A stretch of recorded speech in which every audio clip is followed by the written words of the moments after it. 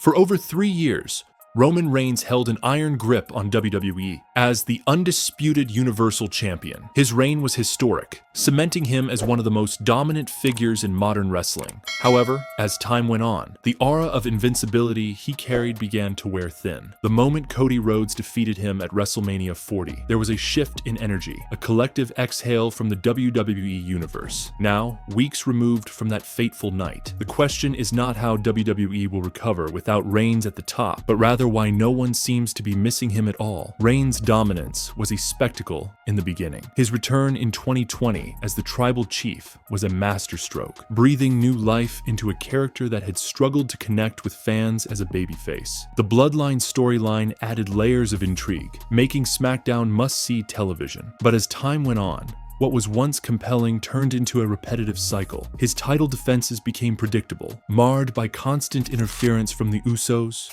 Solo Sikoa, and Paul Heyman. The formula remained unchanged. Reigns would barely wrestle on television, and when he did defend his title, a screwy finish ensured he retained. The predictability of his matches diminished excitement, making each premium live event feel like a rerun of the last. With Cody Rhodes stepping in as champion, there's a fresh air of unpredictability. Rhodes represents change, a workhorse champion who is more present, more engaged, and more willing to defend the title on a consistent basis. Fans have long yearned for a champion who embodies the spirit of past greats like Bret Hart or John Cena, someone who thrives on competition rather than manipulation. This shift has rejuvenated interest in WWE programming, with challengers lining up and a title scene that feels competitive once again. Reigns' prolonged absence following his loss only reinforces the notion that he isn't being missed. Unlike past megastars such as The Rock or Stone Cold Steve Austin, whose absence created a void, Reigns' departure has felt more like a relief. Without his looming presence,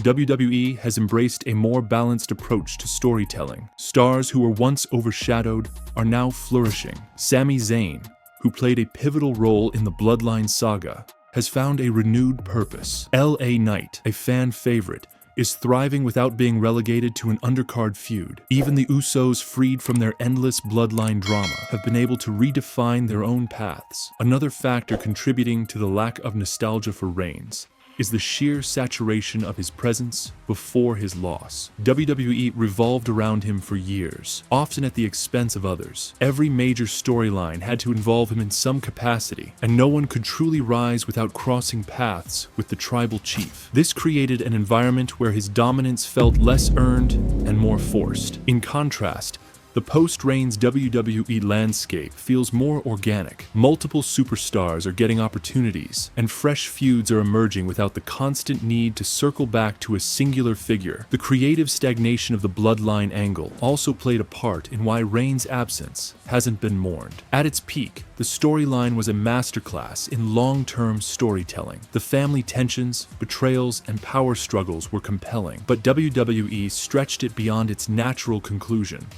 leading to diminishing returns. By the time WrestleMania 40 arrived, the story had exhausted itself. Reigns was no longer an imposing, must-see champion. He was an obstacle that needed to be removed. When Rhodes finally ended his reign, it wasn't just a victory for Cody, it was a victory for the audience, who had grown tired of the same song and dance. The difference in championship defenses has also played a role in how quickly fans have moved on. Reigns worked a part-time schedule, defending his title sporadically. While this made some of his matches feel like special attractions, it also made the championship scene stagnant. Cody Rhodes, on the other hand, has taken the opposite approach. He's defending the title frequently, appearing on weekly programming, and giving fans something to look forward to every show. This consistent presence has quickly filled any void Reigns might have left, making his absence an afterthought. Additionally, Reigns' character lacked evolution in his final year as champion. While initially captivating, his Tribal Chief persona became one-dimensional. His promos followed the same beats, his matches followed the same patterns, and his segments often felt like reruns. Fans stopped feeling the anticipation they once did when he appeared on television. The change in champion has brought an energy that was sorely missing, as Rhodes brings a dynamic presence, fresh matchups, and a willingness to adapt his character to the evolving landscape of WWE. Moreover, Reigns' departure has allowed WWE to refocus on the overall product rather than catering to one dominant figure. The women's division has received more attention, the tag team scene has flourished, and mid-card titles have regained prestige. The absence of an overpowering champion has given the creative team the flexibility to explore different narratives without the constant need to revolve everything around Reigns' next move. This shift has been a net positive, making WWE programming feel more balanced and engaging. Another crucial aspect is fan engagement. Wrestling thrives on emotional investment, and towards the end of Reigns' reign, that investment had waned. Fans were no longer emotionally attached to whether he won or lost, because the outcome felt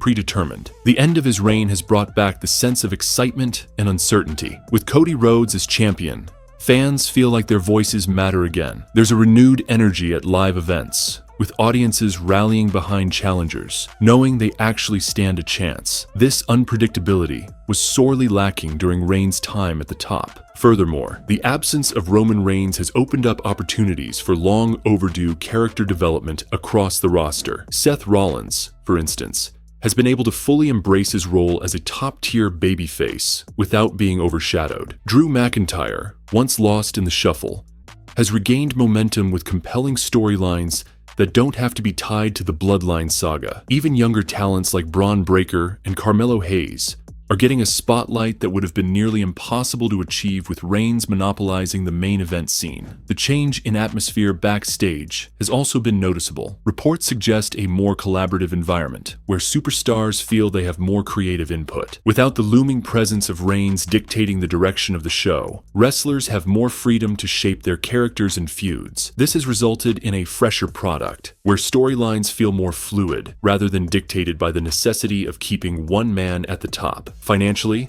WWE has not suffered from Reigns' absence either. Ratings have remained stable. Premium live event ticket sales continue to be strong, and merchandise sales have been consistent. This is a clear indication that while Reigns was a draw, WWE as a whole is thriving without him. The company's ability to move forward seamlessly speaks volumes about how his dominance was not as indispensable as once perceived. Roman Reigns' return will be one of the most highly anticipated moments in WWE history. After years of dominance, his absence will leave a void that no single superstar can fill. While he may take a break after WrestleMania 40, the wrestling world will still revolve around his inevitable comeback. The Tribal Chief has built an empire that cannot crumble overnight, and when he returns, it will shake the very foundation of WWE. When Roman does make his return, the question isn't if he will regain his place at the top, it's how.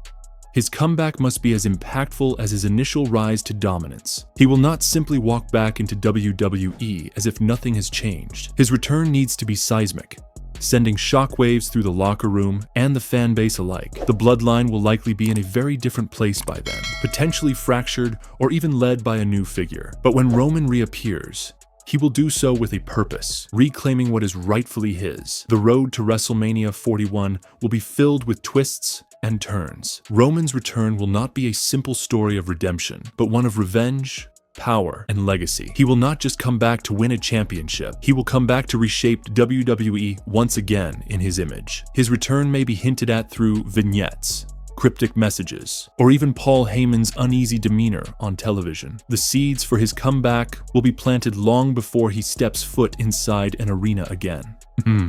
One possible scenario for his return is at a major pay-per-view, like SummerSlam or Survivor Series, where he shockingly interferes in a main event, costing a champion their title and sending a clear message that he is back to reclaim his throne. If Cody Rhodes, Seth Rollins, or even a bloodline member like Solo Sikoa is holding the championship, at that time, Roman's return could be an immediate threat to their reign. He may align with some old allies, but his approach will be different, more methodical, more ruthless, more personal. His path to WrestleMania 41 will not be straightforward. He might refuse to compete in regular matches for a while, instead making strategic appearances, much like Brock Lesnar did in his prime.